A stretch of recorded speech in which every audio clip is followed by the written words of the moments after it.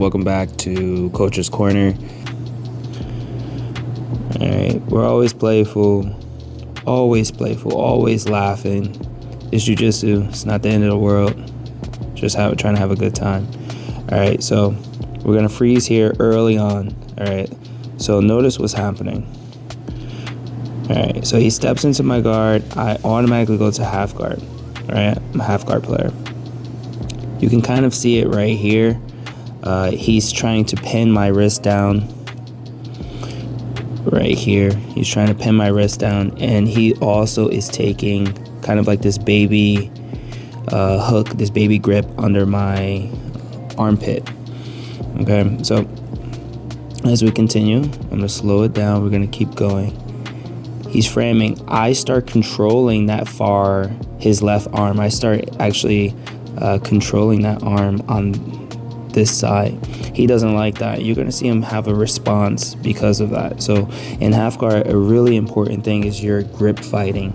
You're constantly grip fighting in half guard. Whoever gets the best grips is usually the one who's gonna win. And that's kind of not just half guard, that's pretty much every position in jiu-jitsu and even in wrestling, right? It's a lot to do with grip fighting, but more so in jiu-jitsu, because wrestling you can be kind of explosive and fast and kind of like overwhelm your opponent, whereas jiu-jitsu that can happen, but it's a little bit not as frequent. So anyway, here we go. He went from the baby hook, the baby grip, as if you're gonna pick up a toddler. He moves it and slides his arm inside. He slides this arm inside this pocket here as if he's going to start passing. But he really wants to get his arm free. So as he's going to do that, I recognize it, and then I switch my grips, my initial grips. I'm trying to, as you can see, set up this Kimura or reverse Kimura type of grip here on this arm.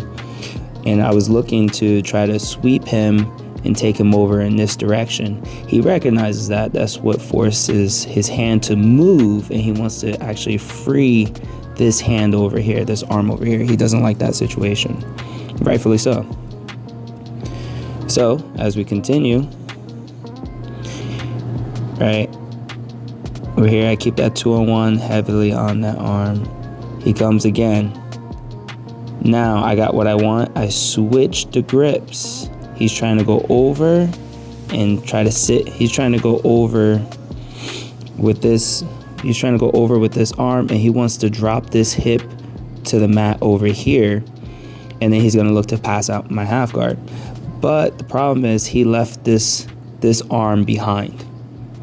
So as a result, we continue. I trap that arm, and you're just going to see me do a simple roll through. He has nothing stopping him. There's nothing preventing this movement in that direction, this direction over here. There's nothing preventing that. So that's the direction we're gonna go. Path of least resistance, right? We go in that direction. And now I was in half guard, but now I have a hook here. All right, let's play it.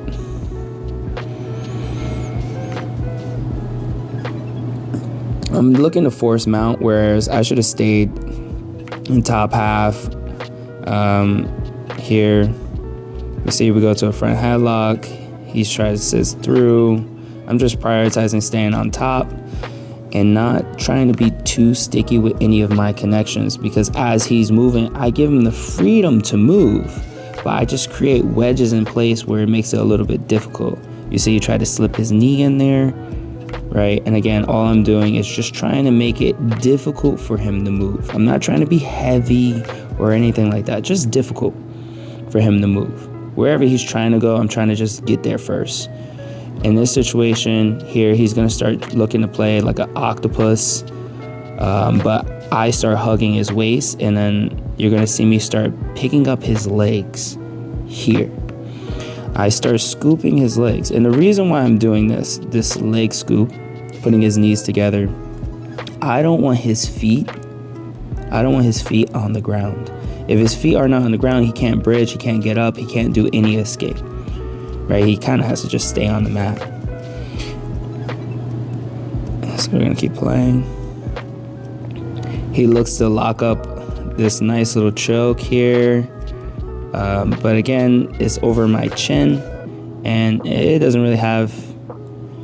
I felt it, so I had to do something, but he knew it wasn't gonna put me to sleep. So there we go for a gift wrap and an arm staple. Okay. I end up letting him get to belly down, which I should have went for an attack much earlier. So he does a really good job of moving. Now I am on his back. Again, I allow him to move. But again, there was a couple of attack opportunities that I missed there for sure. And so we're here. This is a battle. I'm trying to trap his arm, but my arm is stuck in there, so I'm not able to really get the trap as I want. And so he's doing a good job fighting. He's trying to force double underhooks to make it a little bit easier to spin out. But I recognize I bring my top arm, my right arm on top, and I start squeezing his neck. I start squeezing here. So I have his arm and I have his head, right? So this will be a choke if he continues to move in the direction that he's going. He recognizes that and moves back to alleviate the pressure on his neck. I switch to a back triangle from there. And from here, you can kind of like take your time a little bit. And I'm going for this wrist lock, as you can see. We're joking.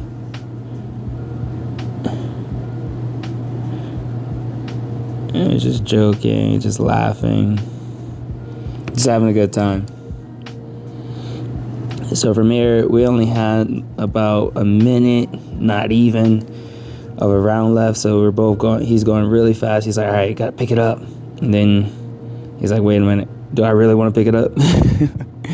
So we're just flowing. He's putting a pressure. He's trying to staple my leg.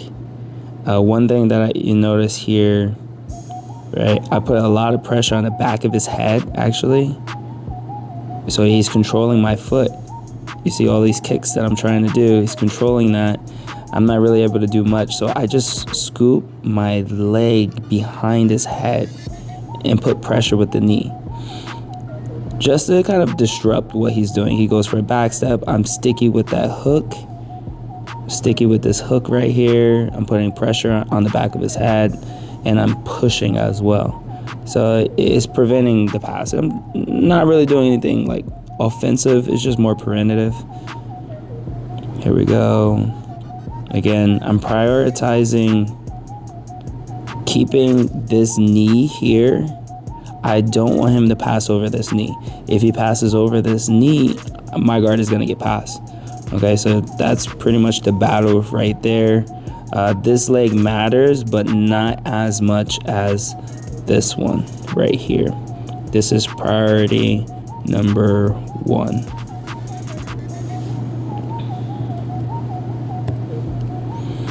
Okay, so I keep that, and I look to start setting up a reverse Kimura. He stands up, he falls back on the foot lock, and I just come up with him. And again, this is something on the channel I explain multiple times on the Instagram, the technique videos that we go over, right? If somebody is playing with your, like potentially about to set up a leg lock on you, there's a tell. The tell is they grab your leg, right? He grabbed my leg right here. The most important thing that you can do at this time, one of the most important things that you can do, in my opinion, is that you need to have your head off of the mat. Your shoulders should also be off of the mat. They should not be flat on the mat. Okay, so as your training partner is going to roll, right? As he's going to sit back, and this could be like a heel hook entry, your other leg should be active in recognizing what's happening to your leg that's in danger. They should be working together. They should be communicating. On top of that, your hands need to have meaningful grips. You can't just be sitting there and having your hands willy-nilly not doing anything, or just clutching your pearls, right? You need to be actively doing something with your hands.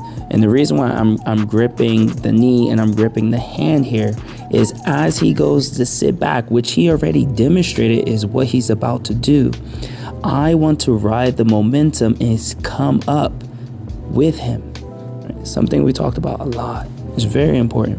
So I'm gonna slow it down. As he you see my foot came out? My foot came out right there, right here. This foot is coming out because I don't want him to step over, and now he has my heel, he has my foot, and I'm in danger.